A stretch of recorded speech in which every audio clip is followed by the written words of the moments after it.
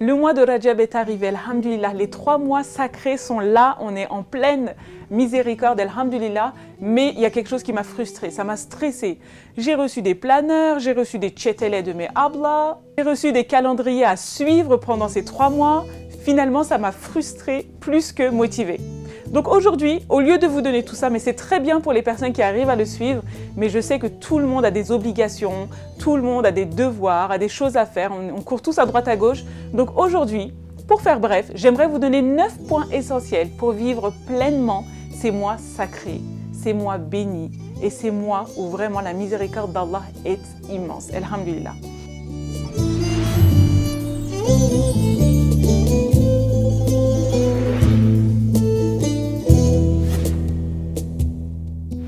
Premièrement, il faut commencer par accueillir avec joie cette saison de miséricorde.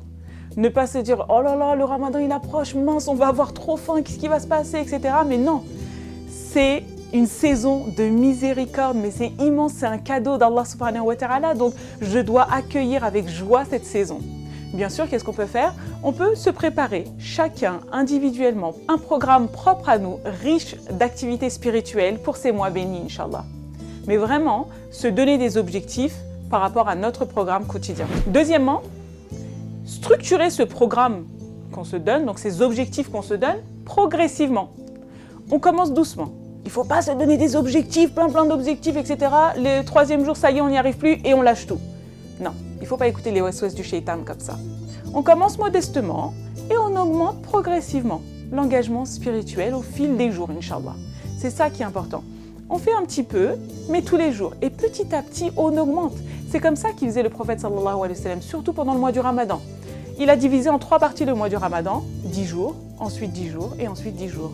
Et il augmentait encore plus, c'est pour ça que les 10 derniers jours du ramadan, c'est les plus importants de l'année en fait. Il cache la nuit du destin, la meilleure nuit de l'année. Et donc là, en fait, on est dans un échauffement, alhamdulillah, on s'échauffe pour vraiment aller, Inch'Allah, et vivre pleinement ce mois de ramadan, Inch'Allah.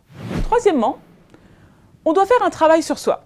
On doit identifier et corriger certains comportements et habitudes à améliorer au cours de ces 3 mois. Je peux vous donner des exemples, mais je suis sûre que si chacun de nous, on fait un travail sur soi-même, on a forcément des habitudes à améliorer, des comportements à changer. Par exemple, je vais vous en donner un. On peut lutter contre la paresse. Ou alors, on peut essayer de maîtriser sa colère. Si on se fait un petit travail sur soi-même, on se remet en question, je suis sûre qu'on va tous trouver quelque chose.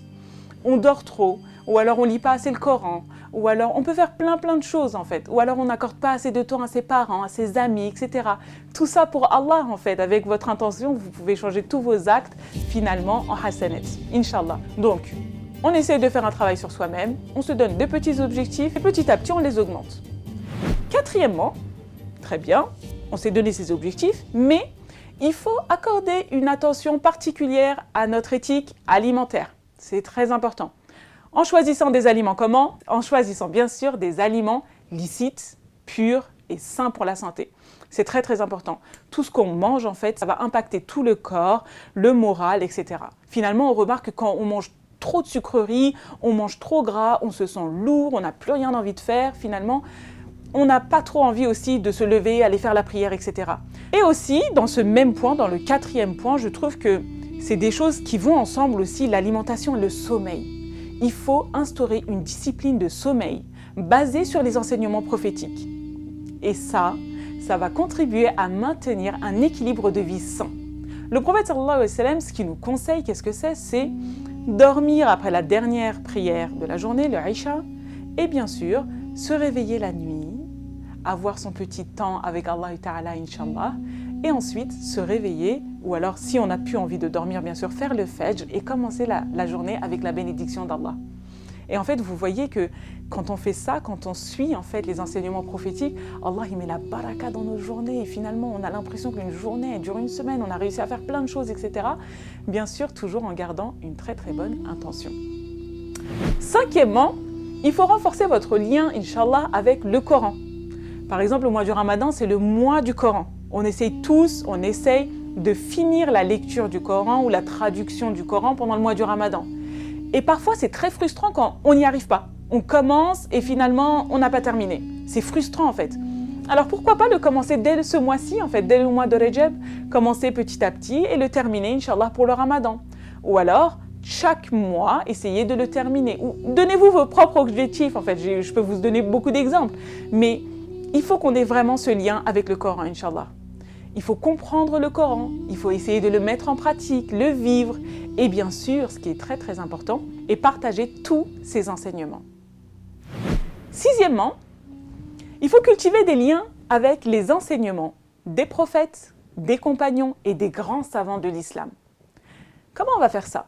Il faut les connaître en fait. Il faut les aimer, les connaître et vraiment essayer de les prendre en exemple.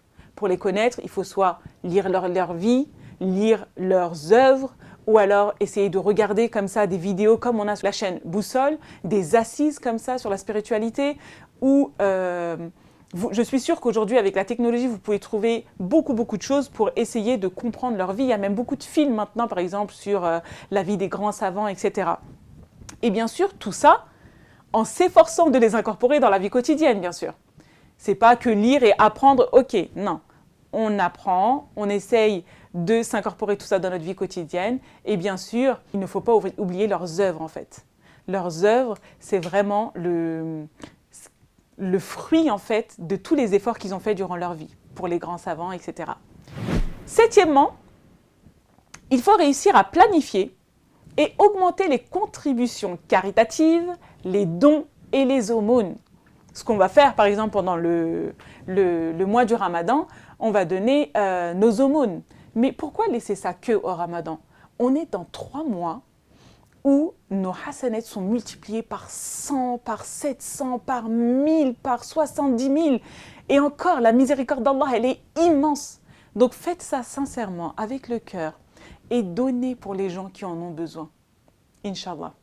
Et qu'est-ce qu'on peut faire? On peut essayer de se donner un objectif et de se dire, cette année, j'ai envie d'être plus généreux que l'année dernière, par exemple, que l'année précédente. Et vous savez, en fait, c'est beau aussi que l'islam nous demande de donner, de partager, etc. Parce que parfois, c'est très dur de donner aussi. C'est dur pour le neuf de réussir à donner. Donc, profitons de ces mois bénis pour avoir cette habitude d'essayer de donner aux autres, Inch'Allah. Huitièmement, il faut améliorer la qualité de vos prières. La prière, c'est la première chose qu'on va vous demander dans l'au-delà. Si tes prières sont bonnes, tous tes autres actes sont bons. Si ces prières sont mauvaises, tous tes autres actes, en fait, finalement, ils vont être mauvais. Parce que la prière, elle va organiser tes journées. Elle va faire en sorte de créer ton lien avec Allah subhanahu wa ta'ala.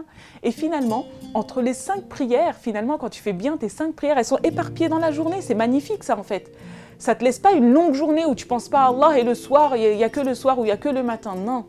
Toute la journée, petit à petit, tu vas penser à Allah subhanahu wa ta'ala. C'est magnifique en fait.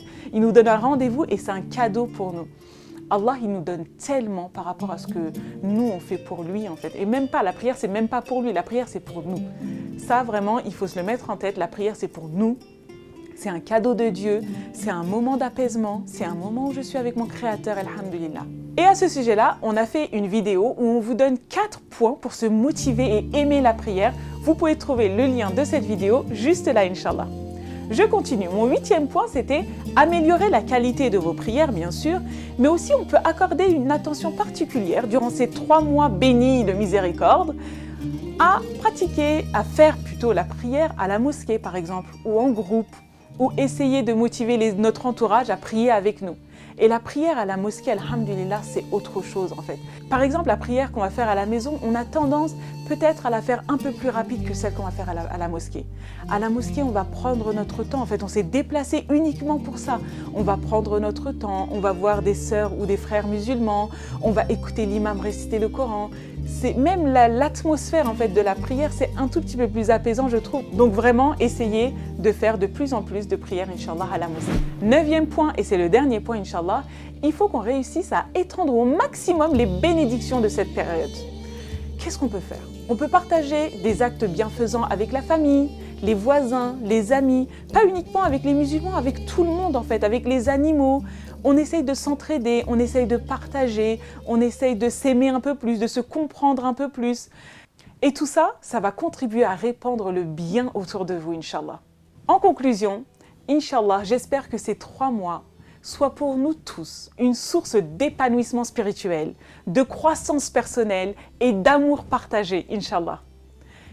N'oubliez pas de vous abonner, de liker la vidéo, de commenter et bien sûr de partager cette vidéo. Assalamu alaikum wa rahmatullahi wa barakatuh.